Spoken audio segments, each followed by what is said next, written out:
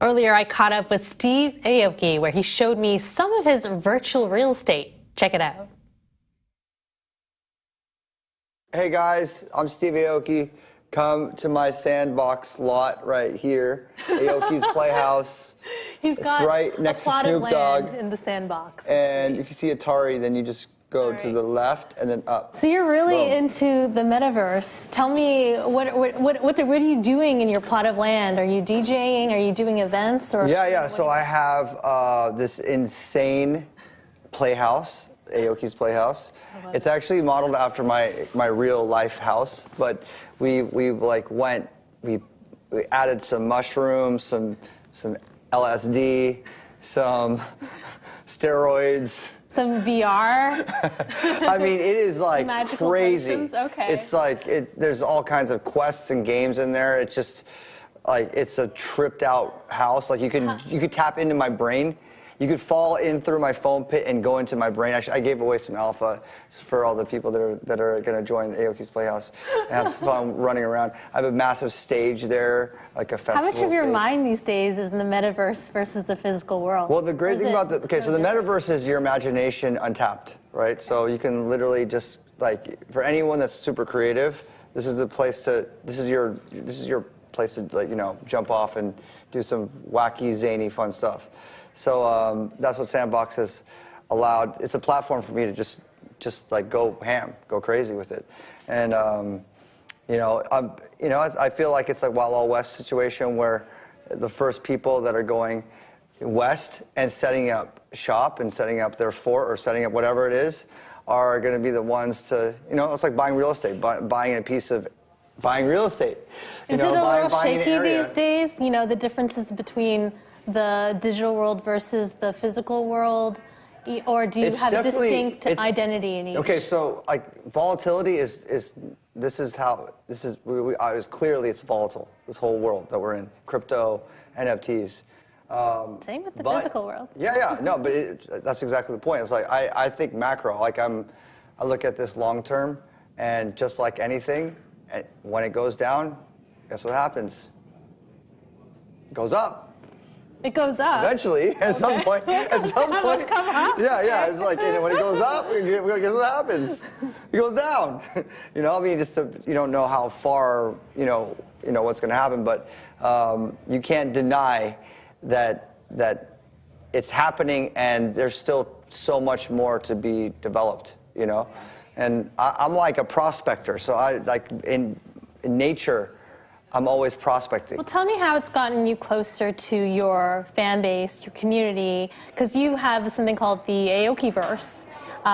You released, NFTs, tokens. So how has it gotten you closer to your fans? Yeah. So like that's the big difference between Web 2 and Web 3 is that with memberships, communities like Aokiverse, it's far different than a fan club in Web 2. The relationship is a conversation. It's not just like, hey guys, all my fans, I'm dropping some new merch. Now you have access to it. It's much more than that. It's much more than getting what your favorite artist is doing, and it's much more than a meet and greet. There's what are you offering? Like, are you doing one-on-ones with people? Are you meeting up with them? So there's it's a tier structure, and the top tier gets to make a song with me. So there's already 2 people in the top tier. Cool. So I've already hung out with them multiple times. That's so awesome. I want to make a song. Damn it, I need an NFT. So it's like the best way for me to explain to someone that isn't like a Steve Aoki fan or whatever is like think about your favorite fan. Like let's say your favorite artist. Let's say your favorite artist is like the Beatles or something like that. Whatever generation you're from. Then imagine if you could hang out with Paul McCartney when he's writing music, or make a song with John Lennon, if he didn't die, you know what I mean? Like all these things. If the artist is willing to give that kind of access to do something that's special to the people that love the art, love the music, whatever the creative passion is. If your favorite artist is Damien Hirst and you get to do a piece with him, how cool would that be? Any notable, members or NFT holders in your community? And have you gotten to know your fans better? Notable? Like Tom Brady. Stories?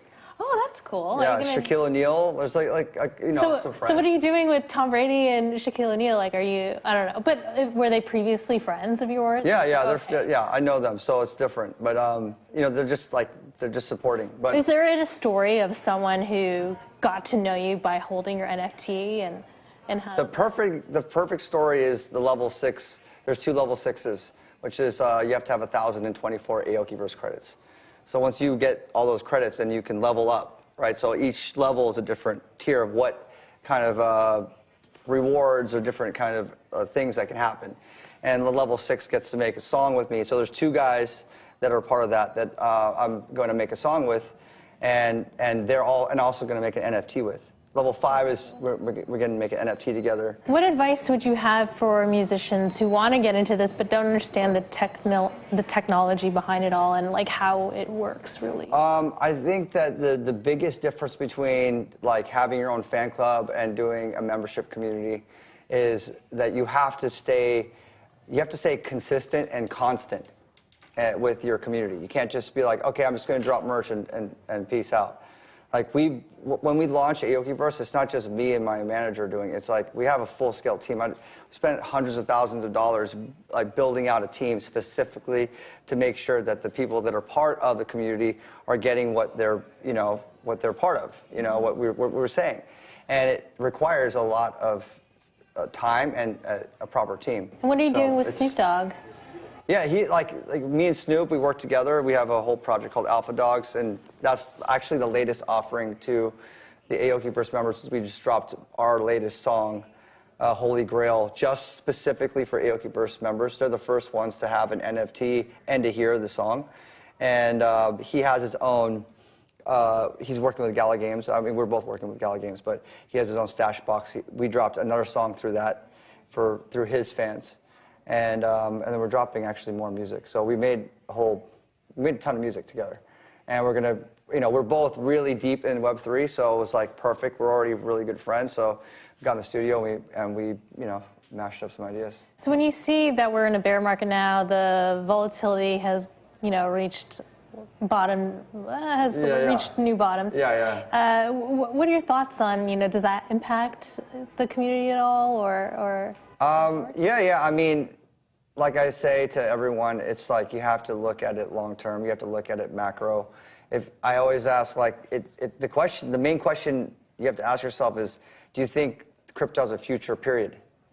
If you think crypto and Bitcoin and Ethereum can go to 0, then definitely just stay away from the whole thing. But if you really feel like don't. Yeah, I mean, if you feel like it does have a future, it's going to be a way that people are going to, do commerce and have an identity and existence. I see you at all the crypto events, so you obviously think it has a future. Well, clearly I do, but I'm just saying for all the people that are like, I don't know about this, I'm like, well, if you don't believe in it at all, then like definitely stay away from it. Why are you so game on crypto though? I love thinking about where the future's going. I love being able to think forward and do stuff that's like that I really believe that will happen later on.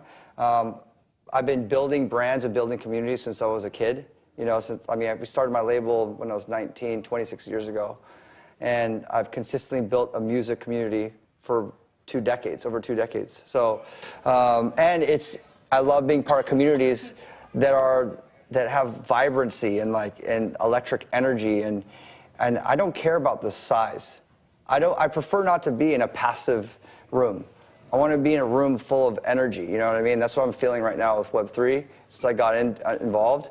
Like these, since I dropped my first NFT, March 2021, I got to feel what it felt like again, like I felt when I was in these rooms, these punk rooms with like 15, 20 people, and we're all like screaming for like our own little world. And we didn't care that everyone else didn't hear. It's like all about like what we're doing, how to make our world better. It's all about constant contribution.